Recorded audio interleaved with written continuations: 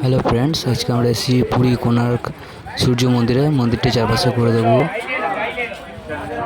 মন্দিরের আশেপাশেও দেখবো। মন্দিরটি অনেক ঐতিহাসিক, অনেক পুরনো। মন্দিরের দেওয়ালে অনেক মূর্তি খনন করা আছে, ঐতিহাসিক অনেক কিছু বোঝার আছে।